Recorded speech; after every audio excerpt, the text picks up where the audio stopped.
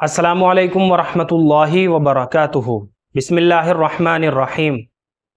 नहमदुहु व नुसल्ली अला रसूलिहिल करीम, अम्मा बाद। मोहतरम नाज़रीन इकराम, क़ुरबानी के ताल्लुक़ से काफ़ी सारे कमेंट हमारे पास आए हुए हैं। बहुत से भाइयों ने मालूम भी किया है कि क़ुरबानी किसके ऊपर वाजिब है, किस शख्स के ऊपर क़ुरबानी वाजिब है। अब ये मसला ऐसा मसला है कि हर मुसलमान को इस मसले का इल्म होना ज़रूरी है, क्योंकि हमारे बहुत से मुसलमान भाई ऐसे हैं जिनको अल्लाह रब्बुल इज़्ज़त ने साहिब निसाब बनाया हुआ है। अल्लाह ने बहुत उनको मालो दौलत दिया हुआ है, लेकिन अपनी लाइल्मी की वजह से वो क़ुरबानी नहीं करते। तो एक तो क़ुरबानी ना करने का गुनाह उनको मिलता है, अल्लाह हमारी हिफाजत फरमाए। क्योंकि हदीस में अल्लाह के नबी सल्लल्लाहु अलैहि वसल्लम ने इरशाद फरमाया, आप ज़रा गौर से सुने। अल्लाह के नबी ने फरमाया कि जो शख्स साहिब निसाब होने के बावजूद जानबूझकर अगर कोई मुसलमान क़ुरबानी ना करे तो उसे चाहिए कि वो हमारी ईदगाह के करीब भी ना आए। तो एक तो क़ुरबानी ना करने का गुनाह है, और दूसरी तरफ आप देखें कि अल्लाह के नबी सल्लल्लाहु अलैहि वसल्लम की हदीस कितनी सख्त है ऐसे मुसलमानों के लिए जो जानबूझ करके क़ुरबानी नहीं करते। चलिए मैं आपको बहुत आसान अंदाज में इस मसले को बता देता हूँ कि क़ुरबानी किस शख्स के ऊपर वाजिब है। सबसे पहले तो आप ये बात अच्छी तरह समझें कि क़ुरबानी के शराइत, यानी क़ुरबानी के वाजिब होने के शराइत क्या है। तो आप सबसे पहले ये बात जहन नशी फरमाएं। देखिए, क़ुरबानी के वाजिब होने की शर्तें ये हैं। नंबर एक, मुसलमान हो, यानी गैर मुस्लिम पर क़ुरबानी वाजिब नहीं है। तो सबसे पहली शर्त मुसलमान हो। और नंबर दो, मुकीम हो, मुसाफिर पर क़ुरबानी वाजिब नहीं है। नंबर तीन, आज़ाद हो, ग़ुलाम पर क़ुरबानी वाजिब नहीं है। नंबर चार, बालिग हो, नाबालिग के ऊपर क़ुरबानी वाजिब नहीं है। नंबर पाँच, आकिल हो, मजनून के ऊपर क़ुरबानी वाजिब नहीं है। और नंबर छः, मालदार हो, यानी साहिब निसाब भी हो। ये क़ुरबानी के वाजिब होने के शराइत है, ऐसे शख्स के ऊपर क़ुरबानी वाजिब है। अगर ये सारी अलामतें किसी मुसलमान के अंदर पाई जा रही है तो उसके ऊपर क़ुरबानी वाजिब है। अब निसाब के अंदर, साहिब निसाब का मतलब क्या है? देखिए, निसाब के अंदर 5 चीज़ें दाखिल है। निसाब के अंदर 5 चीज़ों को देखा जाएगा। ये बात भी आप अच्छी तरह समझे, निसाब के अंदर 5 चीज़ें दाखिल हैं, और ये 5 चीज़ें बकरीद के दिन यानी 10 ज़िलहिज्जा के सुबह सादिक से लेकर 12 ज़िलहिज्जा के सूरज गुरूब होने से पहले पहले अगर किसी शख्स के पास मौजूद है तो ऐसा शख्स साहिब निसाब कहलाएगा। ऐसे शख्स के ऊपर क़ुरबानी वाजिब है। देखिए, अब साहिब निसाब होने का मतलब भी आप समझे। सबसे पहले तो उसके पास सोना हो, या दूसरे नंबर पर चांदी हो, या फिर तीसरे नंबर पर हो माले तिजारत।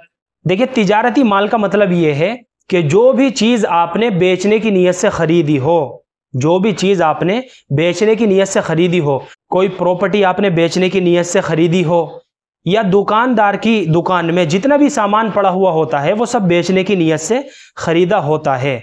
कोई कपड़ा वगैरह आपने खरीदा बेचने की नीयत से, इन सब को निसाब के अंदर जोड़ा जाएगा। तो ये सब तिजारती माल कहलाता है।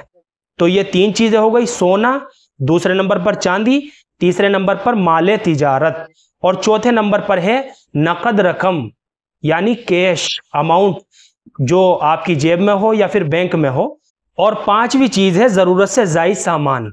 अब देखिए, ज़रूरत से ज़ायद सामान की डेफिनेशन ये है कि वो चीज़, चाहे वो घरेलू चीज़ हो, घरेलू सामान हो, जो पूरे साल भी इस्तेमाल में नहीं आ रही हो।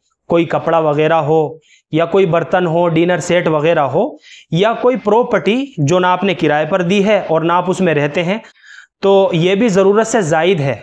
तो ये 5 चीज़ें हैं। नंबर 1 सोना, नंबर 2 चांदी, नंबर 3 माल तिजारत यानी तिजारत का माल, नंबर 4 जो है नकद रकम है, कैश है, चाहे वो बैंक में हो या आपकी जेब में हो, या फिर ज़रूरत से ज़ायद सामान 5वें नंबर पर। तो इन 5 चीज़ों की कीमत को जोड़ा जाएगा, इनका मजमुआ देखा जाएगा। अगर इनकी कीमत 52.5 तोला चांदी के बराबर पहुंच गई हो तो ऐसा शख्स साहिब निसाब है, उस शख्स के ऊपर क़ुरबानी वाजिब है।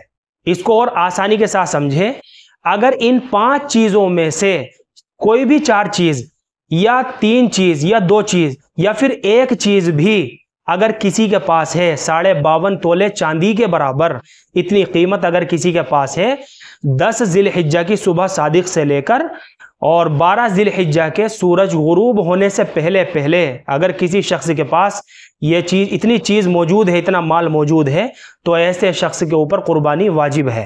اب یہاں پر ایک بات اور اچھی طرح سمجھے، دیکھیے اللہ کے نبی صلی اللہ علیہ وسلم نے فرمایا الدین یسرن، دین کے اندر اللہ نے بہت آسانی رکھی ہے۔ تو قربانی کے اس مسئلے کے اندر ہمارے لیے اللہ رب العزت نے کتنی بڑی آسانی فرمائی۔ دیکھیے اب ان 5 چیزوں میں سے کوئی بھی ایک چیز اگر کسی کے پاس موجود ہے تو اس میں شرط یہ ہے کہ اس میں سب سے پہلے تو آپ کا قرضہ مائنس کیا جائے گا، آپ کے اوپر کتنا قرضہ ہے وہ سب مائنس کیا جائے گا، یا پھر آپ کے گھر کا راشن ہے جو مہینے میں آتا ہے، کھانے پینے کا سامان ہے، اس کو بھی مائنس کیا جائے گا، اس کی قیمت کو گھٹایا جائے گا، یا پھر بجلی کا بل ہے، گیس ہے، ان ساری چیزوں کو جو ہے مائنس کیا جائے گا، ان کی قیمت کو گھٹایا جائے گا۔ اگر ان کی قیمت گھٹانے کے بعد اب اگر کسی کے پاس 52.5 تولے چاندی کے برابر اتنی قیمت ہے کسی کے پاس، تو ایسے شخص کے اوپر قربانی واجب ہے۔ تو یہ میں نے آپ کو بہت ہلکے اور آسان انداز میں سمجھایا ہے، مجھے امید ہے کہ آپ سبھی حضرات کو اچھی طرح سمجھ میں آ گیا ہوگا۔ آپ حضرات سمجھنے کی کوشش کریں، اگر آپ نے ان ساری چیزوں کو اچھی طرح سمجھ لیا ہوگا تو انشاءاللہ جب بھی قربانی کا مسئلہ یا قربانی کا وقت ہمارے سامنے ہوگا انشاءاللہ ہم بالکل بھی کنفیوز نہیں ہوں گے۔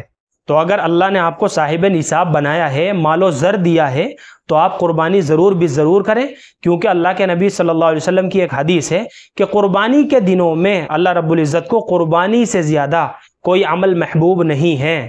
تو قربانی ضرور کریں، اپنے پڑوسیوں کا خیال رکھیں، غریبوں کا خیال رکھیں، اور اپنے آس پاس کے علاقوں میں، محلوں میں صاف صفائی کا خوب خیال رکھیں۔ ان اللہ نظیف یحب النظافہ، بے شک اللہ پاک ہے اور پاکی کو، صفائی کو بہت پسند کرتا ہے۔ تو صاف صفائی کا بھی آپ حضرات خیال رکھیں۔ اللہ ہم سب کو سنت و شریعت پر پابند فرمائیں۔ فقط واللہ اعلم۔